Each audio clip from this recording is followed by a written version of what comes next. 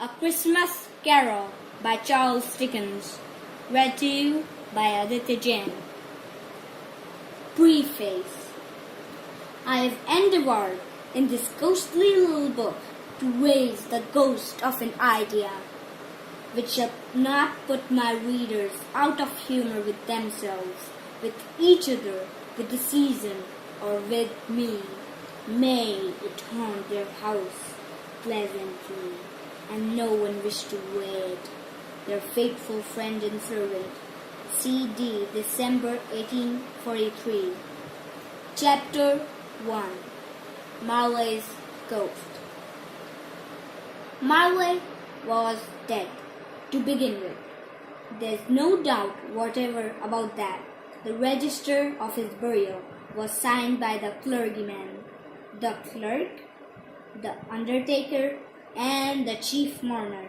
Scrooge signed it, and Scrooge's name was put upon change for anything he chose to put his hand to. Old Marley was as dead as a doornail.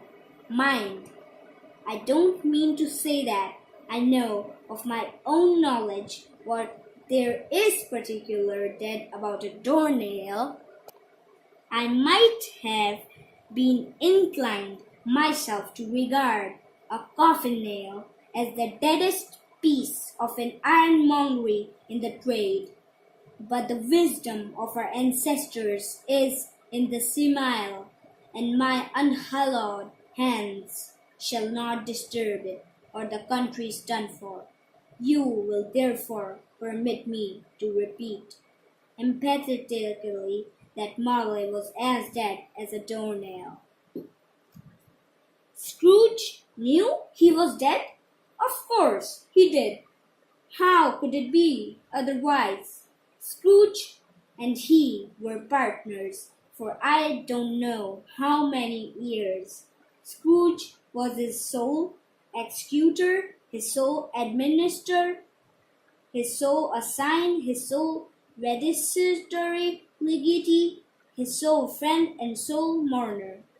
And even Scrooge was not so dreadfully cut up by the sad event, but that he was an excellent man of business on the very day of the funeral, and solemnized it with an undoubted bargain. The mention of Marley's funeral brings me back to the point I started from. There's no doubt that Marley was dead.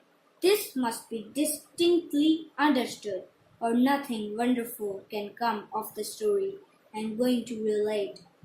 If we were not perfectly convinced that Hamlet's father died before the play began, there would be nothing more remarkable in his taking a stroll at night in an easterly wind upon his own ramparts than there would be in his any other middle-aged gentleman rashly turned out after dark in a breezy spot, say St. Paul's churchyard, for instance, literally to astonish his son's weak mind.